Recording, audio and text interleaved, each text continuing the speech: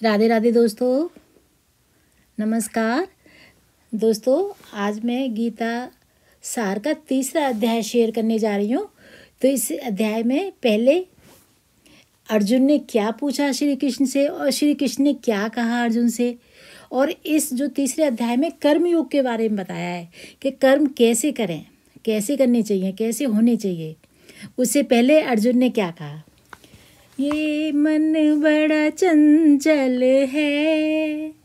अर्जुन कह रहे हैं श्री कृष्ण से कर्म करने के लिए कि मैं कैसे कर्म करूं, मेरा मन बहुत चंचल है। काम करने में मन लगेगा जब ही करूं ना, आपको भजने में, आपको याद करने में, आपके लिए आंसू बहाने में मन लगेगा तभी तो करूं। मन तो इतना चंचल है, घोड़े की तरह तेज दौड़ता है। ये मन बड़ा चंचल है, तेरा भजन नहीं करता। ये मन बड़ा चंचल है, तेरा भजन नहीं करता। जितना इसे समझाऊं, जितना इसे समझाऊं, उतना ही मचल जाए। जितना इसे समझाऊं। तो कृष्ण कह रहे हैं कि तू मेरे में मन लगा, तू मुझे सिमर, तू मुझे भज, तू मुझे नमस्कार कर, तू मुझे ही देख, मेरे चरणों में प्रीति लगा, मुझे ही नमस्कार कर, मुझे ही देख, मुझे ही सुन और मेरे लिए ही गा और मेरे लिए ही रो। जब तू ये करेगा तो तू अपनों के लिए रोएगा, लेकिन तेरे वो जो आंसू अपनों के लिए, अपने पुत्र के लिए, अपनी वाइफ के लिए, बहन भाई के लिए, उन आंसुओं को मैं अपनी तरफ ले लूँगा, तुझे स्वीकार कर लूँगा। मैं तो तैयार बैठा हूँ तुझे अपनाने के लिए, तू मन तो लगा मेरे लिए। वो कह रहे हैं श्री कृष्ण, जो भजता मुझको भाव से, जो भजता मुझको भाव से, मैं उसका ही हो जाता अर्जुन। जो भजता मुझको भाव से, उसका ही बन जाता अर्जुन, उसका ही हो जाता। जो भजता मुझको भाव से, बिना भाव के जो पुकारे कभी नहीं मैं आता। प्रेम भाव से जो पुकारे, मुझसे रहा न जाता प्यारे, मुझसे रहा न जाता। जो भजता मुझको भाव से, मैं उसका ही हो जाता। तो दोस्तों, इसमें कर्म के बारे में श्री कृष्ण ने कहा है। अब मैं सुनाने जा रही हूँ तीसरा अध्याय हिंदी में। अर्जुन ने पूछा, हे जनार्दन, यदि आपके मत से कम बुद्धि श्रेष्ठ है तो केशव मुझे इस घोर कर्म में क्यों लगाते हो? मिले हुए वचनों से आप मेरी बुद्धि को भ्रम में डाल रहे हैं। निश्चय करके मुझे बतलाइए जिससे मैं कल्याण को प्राप्त हो। श्री कृष्ण जी बोले, हे निष्पाप अर्जुन, मैं पहले समझ चुका हूँ कि इस श्लोक में दो प्रकार की निष्ठा कही है। एक तो सांख्य वालों का ध्यान योग, दूसरा योगियों का कर्म योग। कर्मों को प्रारंभ ना करने से ही कोई निष्कर्म नहीं कहलाता, और कर्मों का त्याग करके संन्यास ग्रहण करने से किसी को सिद्धि नहीं मिलती। मनुष्य क्षण भर भी कर्म किए बिना तो नहीं रह सकता। प्रकृति के गुण ही सब मनुष्य को कुछ न कुछ कर्म करने में लगाते ही रहते हैं।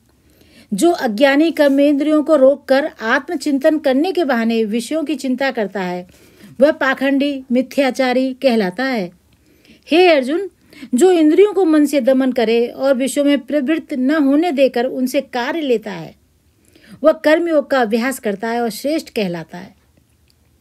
हे अर्जुन, जो इंद्रियों को मन से दमन कर, मतलब और विषयों में प्रवृत्त न होने देकर उनसे कार्य लेता है, वह कर्मयोग का अभ्यास करता है और श्रेष्ठ कहलाता है। अपने धर्म के अनुसार नियमित कर्म के ना करने से कर्म को करना अच्छा है। बिन कर्म किए तुम्हारे शरीर का निर्वाह नहीं हो सकता। हे कौन्ते, यज्ञ के निमित्त किए जाने वाले कर्मों को छोड़कर जितने कर्म हैं उनके करने से मनुष्य का बंधन होता है। अतएव तुम फल की इच्छा त्याग कर यज्ञ के लिए कर्म करो। और सृष्टि के आरंभ काल में ब्रह्मा जी ने यज्ञ सहित प्रजा को उत्पन्न कर प्रजा से कहा था कि तुम यज्ञादि कर्म करके वृद्धि को प्राप्त होगे, यही कर्म तुम्हारे निमित्त कामधेनु होवेंगे। इस यज्ञ से तुम देवताओं को संतुष्ट करते रहो और देवता भी तुम्हें संतुष्ट करेंगे। इस प्रकार परस्पर वर्ताव करते हुए तुम और देवता कल्याण को प्राप्त होगे। यज्ञ आदि कर्मों से प्रसन्न होकर देवता तुमको इच्छित सुख की सामग्रियां देंगे, परंतु उनके लिए हुए दान का जो बिना उनका भोग लगाए ग्रहण करता है वह चोर है। पंच महायज्ञ करके जो शेष बचा हुआ भोग ग्रहण करते हैं वे पापों से मुक्त हो जाते हैं, और जो अपने निमित्त ही अन्न पकाते हैं वे पापी पुरुष पाप को ही भक्षण करते हैं। अन्न से ही प्राणियों की उत्पत्ति होती है। अन्न मेघ से उत्पन्न होता है, मेघ यज्ञ द्वारा बरसता है, और यज्ञ की उत्पत्ति कर्म से होती है। कर्म की उत्पत्ति ब्रह्म से होती है, ब्रह्म अक्षर परमात्मा से। इस कारण सदा पदार्थों में रहने वाला जो ब्रह्म है वह सब यज्ञों में प्रस्तुत है। हे पार्थ, इस प्रकार चलाए हुए कर्म चक्र के अनुसार जो नहीं चलता है वह पापमय है, उनका जीवन व्यर्थ है। जो पुरुष आत्मा में ही रहता है, आत्मानंद अनुभव में तृप्त रहता है, आत्मा में ही संतुष्ट है, उनसे कुछ भी कार्य शेष नहीं। वह कर्म करे या ना करे उसको कोई प्रयोजन नहीं अथवा लाभ नहीं, और किसी प्राणी में अपना लाभ करा लेने से भी कोई उसकी आवश्यकता नहीं। इसलिए तुम भी फल की प्राप्ति की इच्छा त्याग कर कर्तव्य का पालन करो, क्योंकि फल की इच्छा त्याग कर कर्म करने वाला पुरुष मोक्ष को प्राप्त होता है। मुझको तीनों लोकों में भी कर्म शेष नहीं रहा। कोई अप्राप्य वस्तु प्राप्त करनी है फिर भी मैं कर्म करता हूँ। यदि हम ही आलस में आकर कर्मों को नहीं करेंगे तो अन्य मनुष्य भी हमारे ही पथ का अनुकरण करेंगे। इससे मैं कर्म ना करूँ तो सब लोग भी कर्म ना करने से नष्ट हो जाएंगे। इससे मैं वर्ण संकरों के उत्पन्न करने का हेतु बनकर प्रजा को नष्ट करने वाला समझा जाऊंगा। जिस प्रकार अज्ञानी फल की इच्छा करके कर्म करता है, वैसे ही धन की इच्छा न करते हुए ज्ञान को लोक शिक्षा की इच्छा करते हुए कर्म करना उचित है। कर्म में आसक्त अज्ञानियों की बुद्धि में ज्ञानी भेदभाव न उत्पन्न करें, परंतु आप स्वयं कर्म करता हुआ उसमें भी प्रसन्नतापूर्वक कर्म करावे। सब कर्म प्रकृति के गुणों करके ही उत्पन्न होते हैं, परंतु जिनकी बुद्धि अहंकार से भ्रष्ट है ऐसे मूर्ख लोग समझते हैं कि हम करता हैं, परंतु जो गुण और कर्म के विभाग का सच्चा तत्व जानता है वह ज्ञानी पुरुष यह समझकर इसमें आसक्त नहीं होता कि गुणों का यह खेल आपस में हो रहा है। आध्यात्म बुद्धि से तुम सब कर्मों को मुझ में अर्पण करके कर्म फलों की आशा ममता को छोड़कर संग्राम करो। जो पुरुष श्रद्धापूर्वक मेरे इस मत के अनुसार आचरण करते हैं वे लोग कर्म बंधन से निश्चय ही मुक्त हो जाते हैं। जो अज्ञानी इसको ग्रहण नहीं करते वे संपूर्ण ज्ञान से रहित हैं, उनको नष्ट हुआ जानो। अपना कठिन धर्म भी दूसरों के सहज धर्म से हितकर होता है। स्वधर्म में मरना भी कल्याणकारक है, परंतु अन्य धर्म भयानक है।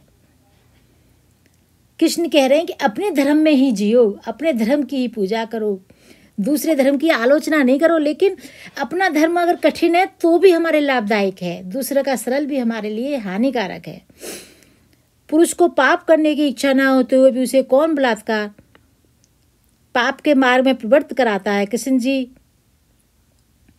बोले, रजोगुण से उत्पन्न होने वाला काम व क्रोध मनुष्य को पाप मार्ग में ले जाता है। इसे करके उत्पन्न इच्छा कभी तृप्त नहीं होती है। ये महापापी और शत्रु हैं। जैसे अग्नि धूल से दर्पण, झिल्ली से गर्भ का बालक ढका हुआ है, उसी प्रकार विषय की इच्छा से आत्मज्ञान ढका हुआ है। इंद्रिया, मन और बुद्धि इस काम के आश्रय स्थान हैं। इनके सारे विषेक्षा ज्ञान को आच्छादित करके जीव को मोहित कर लेती है। अतः तुम सर्वप्रथम इंद्रियों को वश में करके ज्ञान और विज्ञान को नष्ट करने वाले इस पापी काम को अवश्य ही जीतो। कहते हैं इंद्रियां सबसे प्रबल हैं और इंद्रियों से भी प्रबल मन है। इस प्रकार जो बुद्धि से परे है उस आत्मा को जानकर निश्चयात्मक बुद्धि द्वारा मन को निश्चल करके हे महाबाहु तुम दुर्धर शत्रु को जीत लो। जय श्री कृष्ण, जय गीता माता। ये तीसरा अध्याय समाप्त हुआ दोस्तों। अब गीता माता की आरती करते हैं। आरती करना बहुत ज़रूरी है, आप ज़रूर सुन लेना। और उससे पहले गौ माता की जय हो, गौ माता को नमस्कार। गुरुदेव की जय हो, गुरुदेव को नमस्कार। गायत्री माता की जय हो, गायत्री माँ की नमस्कार, माँ को नमस्कार।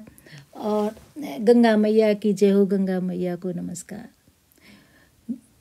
गीता माता, गौ माता, गंगा मैया, गायत्री मैया और गुरुदेव को नमस्कार। गुरुदेव की जय हो, बारंबार जय हो। सब धरती कागज करूं, लेखन करूं वनराज, सात समुद्र मसी करूं, गुर गुर लिखा न जाए। ये ग शब्द से जो 5 चीज़ हैं ये हमारे लिए कल्याणकारक हैं। जय गीता माता। जय गीता माता श्री जय गीता माता, सुख करनी दुख हरनी तुमको जगगाता। जय गीता माता, अज्ञान मोह ममता को छिन में नाश करे, सत्य ज्ञान का मन में तू प्रकाश करे। जय गीता माता, पाप ताप मिट जावे, निर्भय भव सिंधु तरे। रण क्षेत्र में अर्जुन जब शोकाधीर हुआ, तब श्री कृष्ण चंद्र के मुख से तुमने अवतार लिया। जय गीता माता मैया, जय गीता माता, सुख करनी दुख हरनी तुमको जगगाता। जय गीता माता।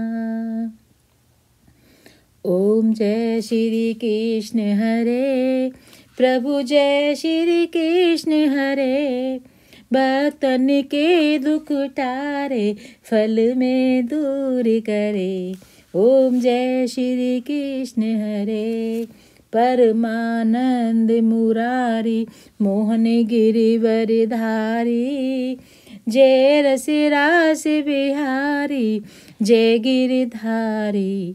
ओम जय श्री कृष्ण हरे। कर कंचन कटि कंकर, श्रुत कुंडल बाला। मोर मुकुट पीताम्बर, सोहे बनमाला। ओम जय श्री कृष्ण हरे। दीन सुदामा तारे, दरिद्र दुख टारे। गज के फंद छुड़ाए, भव सागर तारे। ओम जय श्री कृष्ण हरे। राधे राधे दोस्तों, नमस्कार।